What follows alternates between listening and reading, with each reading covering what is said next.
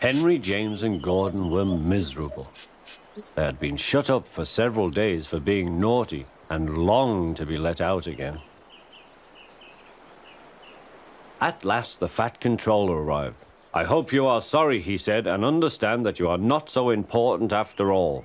We have a new tank engine called Percy who helps pull coaches, and Thomas and Edward have worked the main line nicely. But I will let you out now if you promise to be good." "Yes, sir," said the three engines, "we will." "That's right, but please remember that this no shunting nonsense must stop."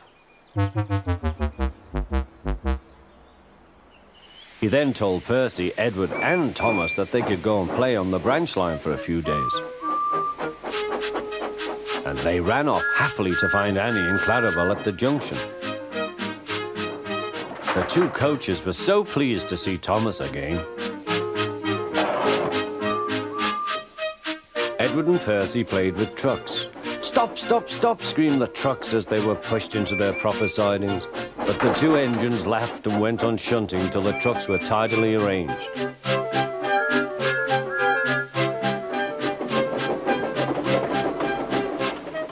Next, Edward took some empty trucks to the quarry. Percy was left alone. He didn't mind that a bit. He liked watching trains and being cheeky to the other engines. "Hurry, hurry, hurry," he would call, and they got very cross.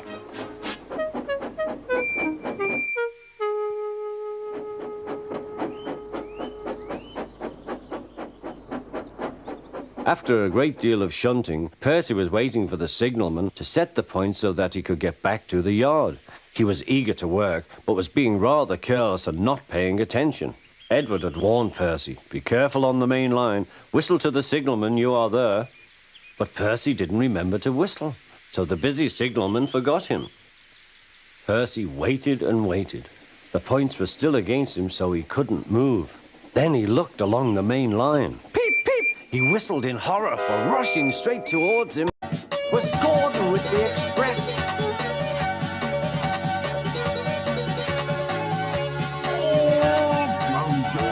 "Get out of my way!"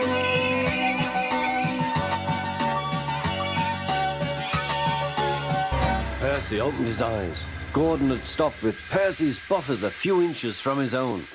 But Percy had begun to move. "I won't stay here. I'll run away," he puffed.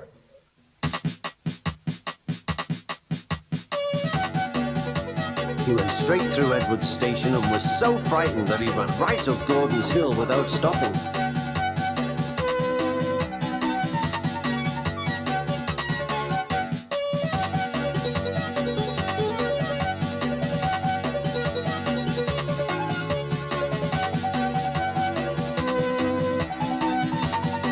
After that, he was tired, but he couldn't stop.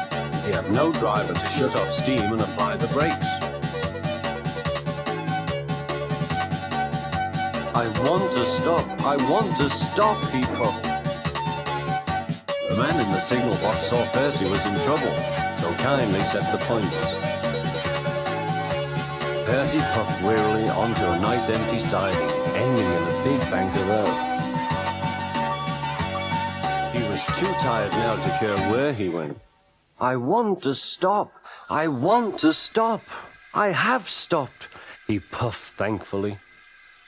"Never mind, Percy," said the workman as they dug him out. "You shall have a drink and some coal, and then you'll feel better." Presently, Gordon arrived. "Well done, Percy. You started so quickly that you stopped a nasty accident." "I'm sorry I was cheeky," said Percy. "You were clever to stop." Then Gordon helped pull Percy out from the bank.